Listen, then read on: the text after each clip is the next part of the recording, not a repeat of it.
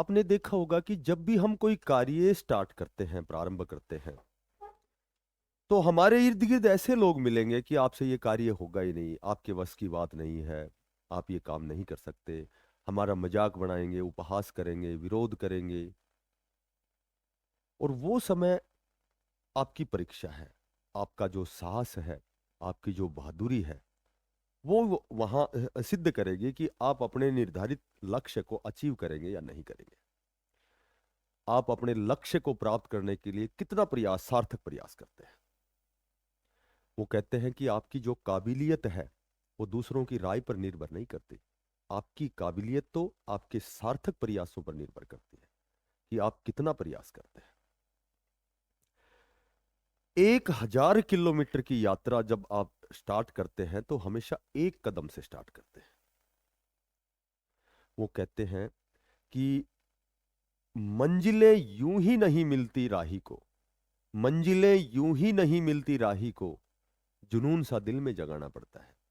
और जब पूछा चिड़िया से घोंसला कैसे बनता है, तो वह बोली तिनका तिनका उठाना पड़ता है।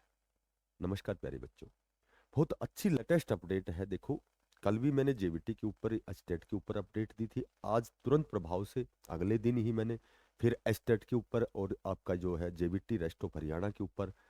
तो ये अपडेट देने का मुख्य कारण क्या है कि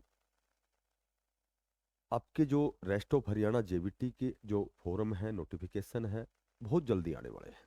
मैंने आपको पीछे भी 2-3 वीडियो में ऐसा बताया है कि आपके जेवीटी का जो नोटिफिकेशन है, एक बहुत बड़े स्तर पर आपके पद रिक्त है। मैंने बताया था 2025 में बहुत सी सेवानिवृत्तियां हैं, बहुत से ऐसे अध्यापक हैं जो रिटायरमेंट हैं। ठीक है, अभी हाल ही में 31 मार्च को भी लगभग शायद 590 कुछ ऐसे अध्यापक हैं जिनकी सेवानिवृत्ति है। तो लगातार 2025-26 में सबसे ज्यादा सेवानिवृत्त। और वैसे भी लगभग 2012 के बाद में 13 से 14 साल हो गई, जेबीटी की भर्ती रेस्ट ऑफ हरियाणा की नहीं आई है। उससे पहले भी कोर्ट द्वारा ये कहा गया है कि भाई हरियाणा कौशल रोजगार निगम के तहत आप नियुक्ति देते हैं, तो नियमित भर्ती आप क्यों नहीं निकालते। तो एक छोटा भाई कह सकते हो आप। तो वो हमारा जो एस्टेट संघ है उसका अध्यक्ष है, उसकी टीम है, शायद उनका नाम राजेश पाल है, छोटा भाई है।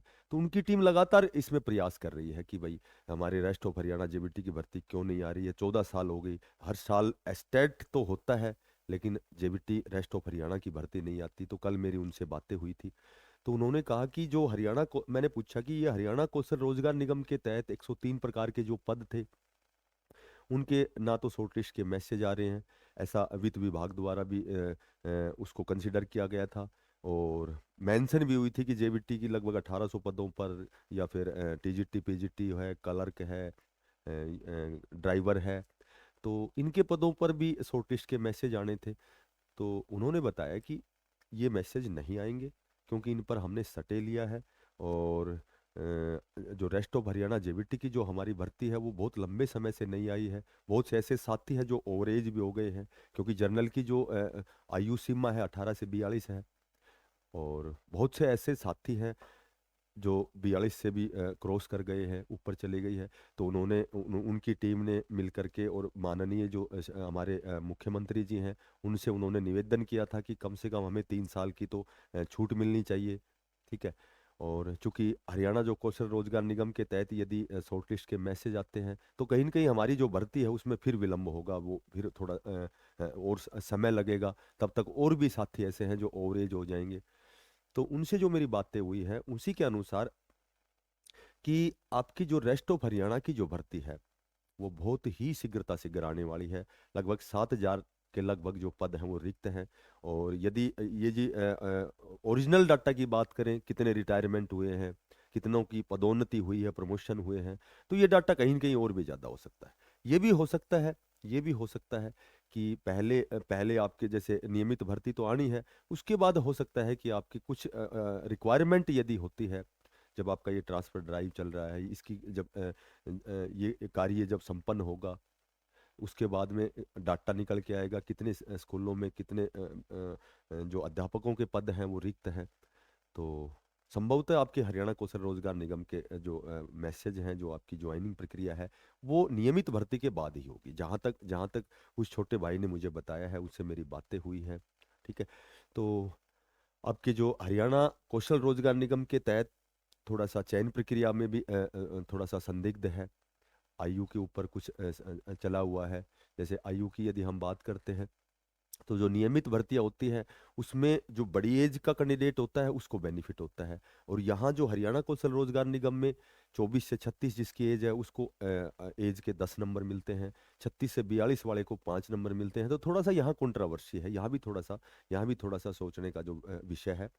तो आपकी आज का जो हमारी जो अपडेट थी, आप सभी बच्चों को, साथियों को यही कहना चाहूँगा कि एस्टेट का जो एग्ज़ाम है उसको क्वालिफाई करना आपके लिए वास्तव में अनिवार्य है। बहुत जल्दी आपकी भर्ती आएगी, और भर्ती आने के बाद में संभवतः एस्टेट एग्ज़ाम और उसके परिणाम के बाद भी आ सकती है, और हो सकता है कि पहले भी आ सकती है। आपकी रेस्ट ऑफ हरियाणा की जो जेबीटी की जो 14 साल से लगातार बच्चे लगातार प्रयास कर रहे हैं, लगातार इंतजार कर रहे हैं। बहुत से ऐसे भी बच्चे हैं जिन्होंने 2 से 3 बार एस्टेट भी पास किया है, क्योंकि कोर्ट के निर्देशानुसार हर साल एस्टेट होना अनिवार्य है। लेकिन हर साल भर्ती नहीं आई है, लगभग 13 से 14 साल हो गए। तो आपकी जो भर्ती है, आपका जहाँ तक मैं समझता हूँ कि आपका जो इंतजार है वो खत्म होने वाला है। ठीक है। और एस्टेट पास करना आपके लिए बहुत ही अनिवार्य। ये जो आपका जो एस्टेट है, ये ऐसा डॉक्यूमेंट्स है, इन इसके बिना आप किसी भी फॉर्म को नहीं भर सकते, चाहे वो जेबीटी हो, टीजीटी हो, पीजीटी हो। तो जो भी साथी नए हैं, चैनल को जरूर सब्सक्राइब करना। जब भी कोई लेटेस्ट अपडेट आएगी फिर आपसे मुखातिब होकर और आपको मैं जानकारी मुहैया करवाऊंगा। फिर मिलते हैं नई अपडेट के साथ। तब तक के लिए सभी बच्चों को, साथियों को बेस्ट ऑफ लक। धन्यवाद। सभी को राम राम।